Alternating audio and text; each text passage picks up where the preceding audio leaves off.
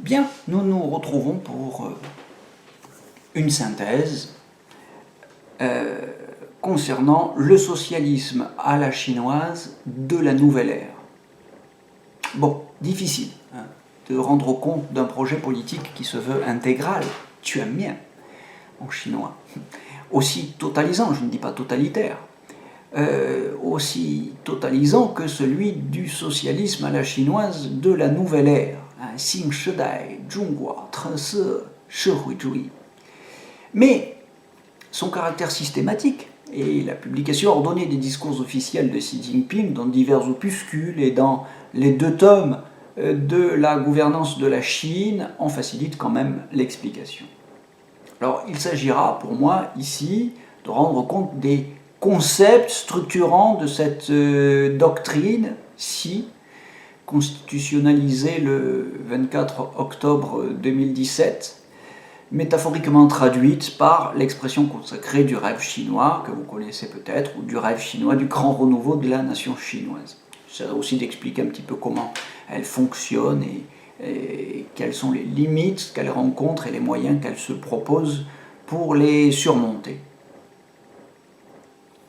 Bien, le concept de socialisme à la chinoise, vous voyez qu'on devait à Deng Xiaoping, est désormais allongé d'un complément de nom, de la nouvelle ère. Pour souligner, en même temps que sa continuité, l'importance d'en comprendre les apports novateurs nécessités par les défis du XXIe siècle. Donc loin de consentir à la fin fukuyamienne de l'histoire ou à l'accélération de l'histoire dans sa course capitaliste au profit ou vers la liberté, ce nouveau socialisme à la chinoise élargit son spectre de références historiques et géographiques pour l'édification d'une société, d'une civilisation matérielle et spirituelle, enracinée dans un projet philosophique revendiqué. Xi Jinping ayant d'ailleurs longtemps signé ses articles du nom de plume Zhixing, le philosophe joyeux, jusqu'à ce qu'il soit nommé premier secrétaire du parti. L'histoire du socialisme change donc d'échelle et peut-être même de moteur. Historiquement, en effet, il ne remonte pas seulement au marxisme sinisé de Mao, ni même seulement à Marx, mais se resitue dans une durée bien plus longue, en amont comme en aval. Pour y faire face en pratique et assurer sa continuité stratégique, la continuité stratégique de ses politiques sur le long terme, les limitations de mandat présidentiel ont d'ailleurs été abolies en 2017. Xi Jinping peut donc se représenter autant de fois qu'il le souhaite. Ces concepts essentiels vont se ressourcer dans le vocabulaire philosophique légiste et confucéen de l'Antiquité, notamment dans le livre des rites. En est tiré, par exemple, le concept directeur d'une société de moyenne aisance, qui est, vous le savez peut-être, le premier des 2 objectifs de centenaire, Liang et Beinian, objectif 2021 atteint d'ailleurs avant l'heure. Il s'agissait de doubler le PIB 2020 par rapport à celui de 2010. Il s'agissait aussi de sortir 60% de la population des seuils de pauvreté. Mais on ne peut réduire ce socialisme à la chinoise à une politique économique oxymorique, d'un socialisme de marché fondé sur la réforme structurelle du côté de l'offre, dont l'efficacité est aussi unanimement reconnue que son interprétation fait problème, ou sur la montée en gamme de la production grâce à l'investissement dans la recherche et l'innovation. Ce n'est pas non plus seulement la réalisation d'un état de droit socialiste, conjuguant l'inspiration légiste de la loi, rigoureuse et protectrice, avec le retour d'une vertu confucéenne valorisant la qualité du lien social. C'est tout cela, mais c'est aussi un projet qui vise à l'horizon 2049, qui sera la fête du centenaire de la création de la République populaire de Chine. Un objectif encore plus ambitieux. Ce deuxième objectif, c'est de faire de la Chine un pays socialiste, moderne, riche et puissant, démocratique, civilisé et harmonieux. Tels sont les adjectifs précis, traçant une voie socialiste en 5 axes stratégiques essentiels, discutés au moyen d'un nouveau concept de développement, c'est-à-dire au moyen d'une dialectique d'inspiration marxiste renouvelée, se proposant d'identifier et de surmonter pas à pas les antagonismes et les contradictions. Ces éléments essentiels de la méthodologie du travail politique font l'objet d'une attention particulière. On assiste donc en Chine à une mise en perspective originale de la démocratie socialiste, posée en contre-modèle de la social-démocratie, et même de toute autre forme de démocratie intégrée à l'économie capitaliste de marché. C'est un projet souverainiste qui ne puise pas seulement ses racines dans les traditions chinoises et marxistes, mais plus largement dans une revitalisation des penseurs de la souveraineté, exaltant l'unité, la paix, la sécurité, plutôt que les libertés individuelles ou la propriété, vous vous en doutez. Penseurs tels que Jean Bodin, auquel le numéro 5 du parti, Wang Ruoning, un intellectuel sans expérience politique, spectaculairement promu en 2017 à une place hautement symbolique, avait jadis consacré sa thèse de doctorat. Mais cette affirmation d'une souveraineté qui s'accompagne d'un retour des traditions impériales dans la modernité est aussi tout le contraire d'un impérialisme. Par le rappel des conséquences catastrophiques qu'a eu l'impérialisme des puissances coloniales occidentales sur la Chine entre 1840 et 1949, le préambule de la Constitution de 1982 sonne déjà comme un appel à l'unité du peuple, qui doit à la fois s'en protéger et se défendre de l'imiter. Xi Jinping ne cesse donc d'inviter, partout où il passe, à Davos, à l'ONU, à l'OCS, toutes les nations à explorer une autre voie, un autre mode de gouvernance pour les relations internationales, en dénonçant les stratégies politiques hégémonistes inspirées des jeux à somme nulle, et en rappelant explicitement la règle d'or de la morale universelle qu'avait aussi formulée jadis Confucius, « Ji suo bu yu wu she yu ren » ne faites pas à autrui ce que vous ne voulez pas qu'on vous fasse. Ou exhortant même, avec Mao Tse, à l'amour universel. Du point de vue de sa géographie imaginaire, c'est un projet qui puise à d'innombrables sources d'inspiration non chinoises, tout en les sinisant, comme le montre la lecture des discours officiels de Xi Jinping. Sources littéraires comme Hugo, Dickens, qui sont citées. D'autres sources sont plus sinisées et les auteurs ne sont pas toujours explicitement affichés. Mais de nombreux auteurs occidentaux sont nommés. Je pense par exemple à Leibniz, parmi les philosophes. Quand il s'agit par exemple d'inviter à méditer les raisons de nos malentendus culturels.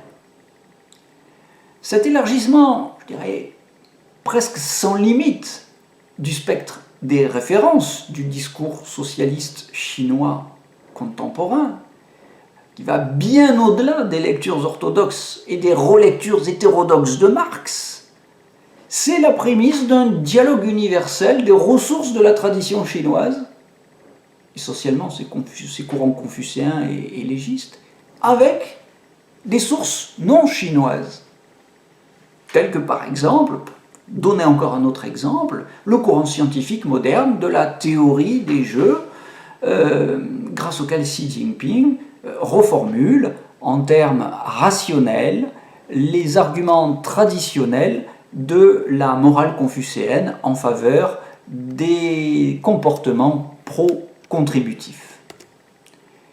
Cet élargissement historico-géographique du spectre des références qu'il inspire donne à ce socialisme à la chinoise une dimension cosmopolitique, concrétisée, je crois, politiquement, dans la proposition d'une communauté de destin pour l'humanité.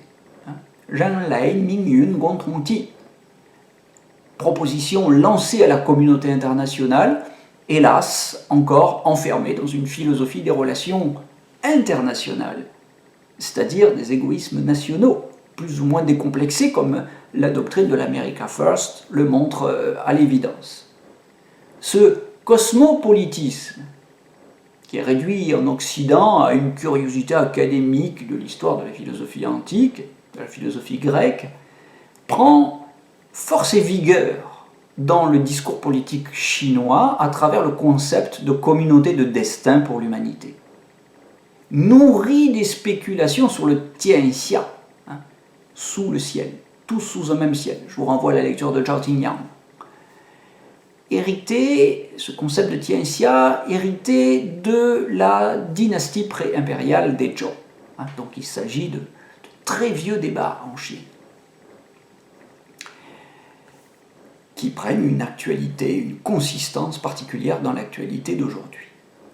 À travers la mêlée des perspectives impérialistes plus ou moins déguisées sur la scène des relations internationales, le socialisme à la chinoise s'efforce d'envisager une perspective supranationale qui part d'un respect inconditionnel, je dirais, westphalien, si vous voulez, de la souveraineté des nations, et se propose de construire, à travers la diplomatie des négociations latérales, des accords gagnant-gagnant.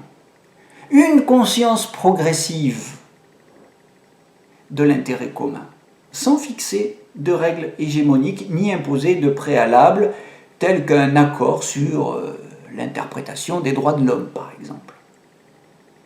Il dessine ainsi une autre vision de l'universalisme en proposant de construire pas à pas, dans le cadre ouvert de relations multilatérales, une conscience commune des intérêts humains fondamentaux, supranationaux. Une conscience soucieuse de préparer les conditions pratiques d'une écologie et d'une paix mondiale. Le confirment les innombrables rapprochements diplomatiques depuis 1971, y compris avec de vieux rivaux traditionnels comme l'Inde, et l'absence significative, je crois, de tout conflit militaire depuis la fin de la guerre sino-vietnamienne, c'est-à-dire depuis 1979 et 1984.